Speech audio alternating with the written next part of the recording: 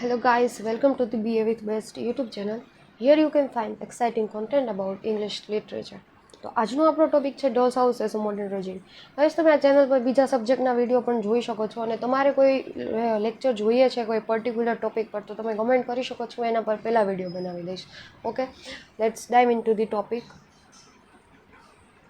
Introduction. Henrik Ibsen's Doll's House is one of the most important play in modern literature. Modern લિટરેચરમાં doll's house છે ને એક most important play છે. કઈ રીતે? It broke the traditional of classical tragedy by shocking the struggle of ordinary people instead of king and heroes. કઈ રીતે modern tragedy એ ક્લાસિકલ ટ્રેજેડીથી અલગ પડે? તો છે ને ક્લાસિકલ ટ્રેજેડી હોય ને એમાં હીરો છે ને એ નોબલ બર્થ હોય, લાઈક કિંગ ટાઈપ એની અંદર હીરો હોય, અને મોડર્નમાં છે ને ઓર્ડિનરી પીપલ છે એ હીરો તરીકે હોય છે. એટલે એ ટ્રેડિશનલ ક્લાસિકલ ટ્રેજેડીને બ્રોક કરે છે કે કિંગ છે એને વિશે નથી વાત કરતા, નોર્મલ પીપલ વિશે વાત કરે છે. It is called modern tragedy because it shows how common woman Nora Helmer suffer and changes due to social and moral pressure in her married life. આ એક મોડર્ન ટ્રેજેડી છે. કઈ રીતે? કારણ કે આની અંદર એક નોરા હેલ્મર નામની કોમન વુમેનની વાત કરવામાં આવી છે કે કઈ રીતે તે સફર કરે છે સોસાયટીના પ્રેશર, એને મેરેજ લાઈફમાં કઈ રીતે પ્રોબ્લેમ પડે છે. આ થયું ઇન્ટ્રોડક્શન. હું તમને સમજાવું કે મોડર્ન ટ્રેજેડી શું છે. In a classical tragedy like Othello અને Hamlet, the hero is noble person who fall because of fate and tragic flaw. Classical tragedy હોય ને એની અંદર છે ને હીરો છે ને નોબલ પર્સન હોય, લાઈક કિંગ હોય, એ ટાઈપના આમ પાવરફુલ પર્સન બતાવ્યો હોય જે દુનિયા પર રાજ કરતો હોય, એ ક્લાસિકલ ટ્રેજેડીમાં હીરો તરીકે હોય.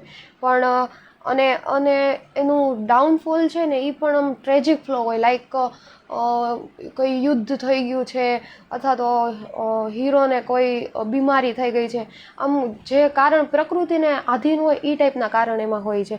જ્યારે in modern tragedy the hero or heroine is ordinary person who face struggle with society or family life. Modern ટ્રેજેડીની અંદર છે ને હીરો કે હિરોઈન છે ને ઓર્ડિનરી પર્સન હોય અને સ્ટ્રગલ ફેસ કરતા હોય બિકોઝ ઓફ સોસાયટી અથવા ફેમિલી લાઈફ. સમજો છો? ઓલું પ્રકૃતિ કુદરતના લીધેથી આવેલી આફત હોય છે, જ્યારે આની અંદર આ સમાજને અંદરથી તે ઊભી થયેલી આફત હોય છે. The tragedy is not about death, about loss, disillusionment and self realisation. Modern ટ્રેજેડીમાં ટ્રેજેડી મતલબ ડેથ નથી થતો, એનો મતલબ એમ થાય છે કે એ કંઈક અલગ બને છે, સેલ્ફ રિયલાઇઝેશન થાય છે, એવું બધું થાય છે. It focus on psychological pain and modern conflict, not physical destruction. આ શેની ઉપર ફોકસ કરે છે મોડર્ન ટ્રેજેડી? તો કે સાયકોલોજીકલ પેઇન અને મોરલ કન્ફ્લિક્ટ ઉપર, કોઈ ફિઝિકલ ડેથ પર એ વાત નથી કરતા. લાઈક ઓથેલો એન્ડ હેમલેટ છે, એમાં જે મેઇન હીરો છે એ એટ ધી પ્લે એન્ડ એ ઓફ થઈ જાય છે અથવા તો એ ડેડ થઈ જાય છે. જ્યારે આની અંદર ફિઝિકલ ડેથ નથી આવતું પણ સાયકોલોજીકલ ડેથ આવે છે, જેનાથી રિબોર્ન થાય છે અને એની પર્સનાલિટી આખી ચેન્જ થાય છે. Doll's house as a modern tragedy. ચલો જોઈએ એની અંદર topic. Modern heroine Nora Helmer. Nora appears happy in her marriage but deep inside she feels trap. Nora પોતાના મેરેજ લાઈફમાં હેપી હોય એવું દેખાય છે પણ અંદરો અંદર એ પોતે ટ્રેપ થઈ ગયું એવું એને લાગ્યા કરે છે. She borrows money secretly to save her husband's life believing she did something good. એણે એના પતિને બચાવવા માટે થોડા પૈસા ઉધાર લીધા હતા અને એવું વિચારતી હતી કે તેણે કંઈક સારું કામ કર્યું છે. But when her secret expose her husband called her instead appreciating her. જ્યારે તેનું સિક્રેટ રિવીલ થાય છે ત્યારે એનું હસબન્ડ એને એપ્રિશિએટ કરવાની જગ્યાએ એને ખીજાય છે. This moment awake Nora. આ જ મોમેન્ટ હતી જે નોરાને અવેક કરી ગઈ, જગાડી ગઈ. She realise that her marriage was like being a doll in a doll's house control by other. અને એને સમજાણું કે તે એક ડોલની જેવું જીવન જીવી રહી છે ડોલ્સ હાઉસની અંદર, જે બીજા દ્વારા કંટ્રોલ છે. Conflict and realism. The play's conflict is not supernatural but social and psychological. આ એક નેચરલ નથી કન્ફ્લિક્ટ, સોશિયલ અને સાયકોલોજીકલ છે. નોરા's tragedy is caused by the rule of society that expect women to obey men and hide her individuality. આની અંદર શું છે modern ટ્રેજેડીમાં? નોરાની ટ્રેજેડીમાં એવું દેખાડે છે કે સોસાયટી છે ને એવું એક્સપેક્ટ કરે છે કે વુમન છે ને એ મેનના કહેવા પ્રમાણે ચાલે. Ibsen present real life problem of middle class families making the play realistic. અને આ 19મી સદીનો એક રિયાલિસ્ટિક કિસ્સો હતો, એટલે આ વધારે પ્લેને રિયાલિસ્ટિક બનાવે છે. Physiological struggle. Nora's inner pain is the heart of the tragedy. જે ઇનર પેઇન છે કે એ પોતે માં છે કે પત્ની છે કે પોતાની ઇન્ડિવિજ્યુઅલ આઈડેન્ટિટી ઓળખે, એ બધા વચ્ચે એનું આખું સ્ટ્રગલ ચાલે છે. She struggle between her duties as a wife and mother and her desire for freedom and self respect. જો તે વાઇફ છે કે મધર છે, એ ડ્યુટીઝમાં એ કન્ફ્યુઝ છે, અને એની ડિઝાયર છે કે એ એનું ફ્રીડમ શું છે અને સેલ્ફ રિસ્પેક્ટ શું છે, એ બધું એ જાણવામાં એ ગૂંચવાયેલી હોય છે. Her realisation that she has been living a lie lead to her mental and emotional breakdown. અને એને આ જે કિસ્સો ખબર પડ્યો, જે એના પતિ એને ખીજાય છે, પૈસા ઉધાર લાવી હતી, એ કિસ્સા ઉપરથી એને એવું થાય છે કે ઇમોશનલી બ્રેકડાઉન થઈ જાય છે, અને મેન્ટલી પણ એ ડિસ્ટર્બ થઈ જાય છે. Social criticism and gender roles.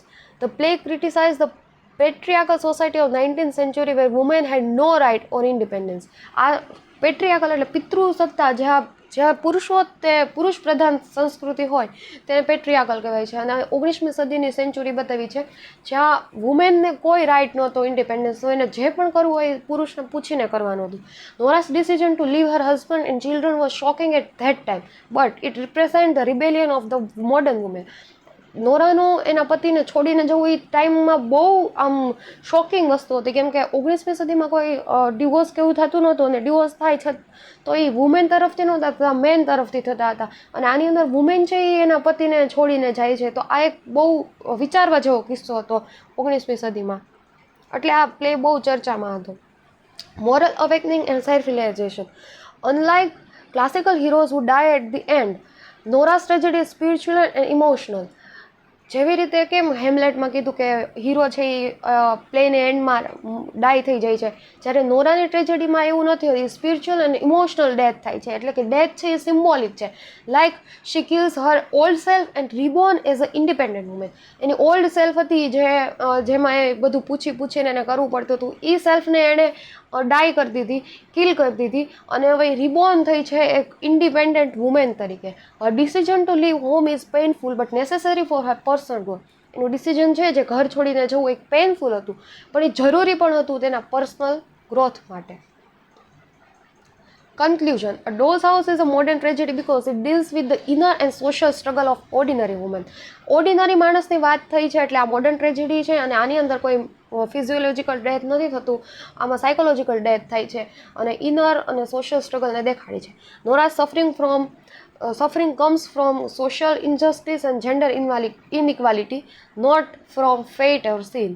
આમ કુદરતી આપત્તિથી એનું સ્ટ્રગલ નથી દેખાડવામાં આવી, સફર એ નથી કરતી, એ સફર કરે છે because of gender inequality and injustice, social injustice. એટલે આ સોસાયટીને લીધે જ તે બધું ઉત્પન્ન થયું છે, સમાજમાંથી જ ઉત્પન્ન થયેલું છે.